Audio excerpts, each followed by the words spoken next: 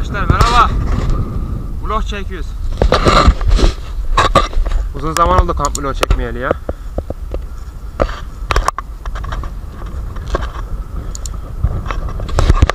Bugün tekrar Karatepe civarında kampa geldik. Uzun zaman olmuştu kampa gelmeye.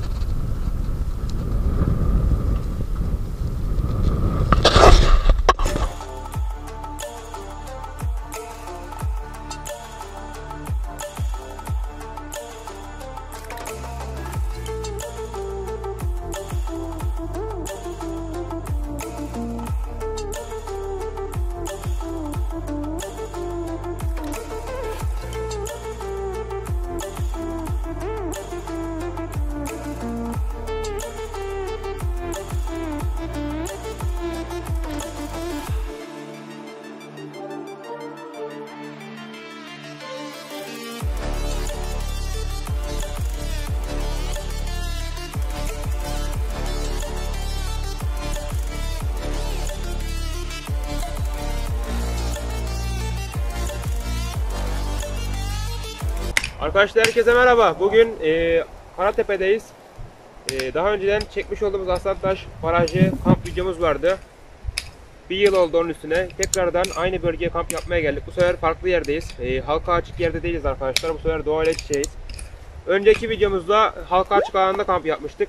Orayı zaten keşfedildi. Birçok insan gidiyor. Şimdi daha ıssız bir yere geldik. Daha sakin bir yere geldik. Daha manzaralı, daha güzel bir yere geldik. Çadırımızı koyacağız arkadaşlar. Arkadaşım Mehmet çadırımızı kuracağımız yeri düzleştiriyor. Eğimli bir yere geldik.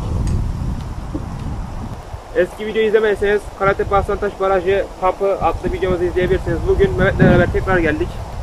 İkinci kamp videomuz Aslantaş'taki. Kamp kuracağımız yer çok eğimli bir bölgeydi. Yanımızda kazma getirdiğimiz için düzelttik.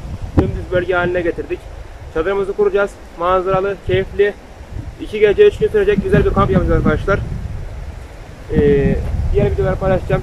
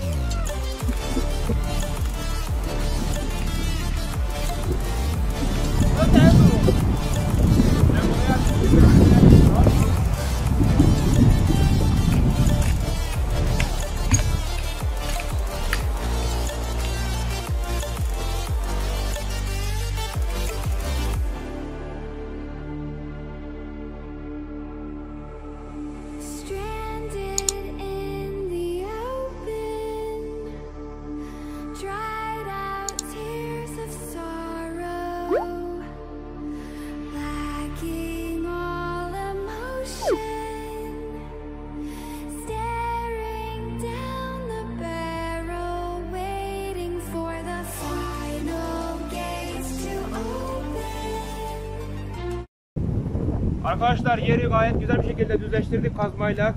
Yarım saatten uğraştık. Şimdi çadırları kuracağız. Gayet güzel manzara ve ortam yakaladık. Buraya çadırları yerleştirdik arkadaşlar.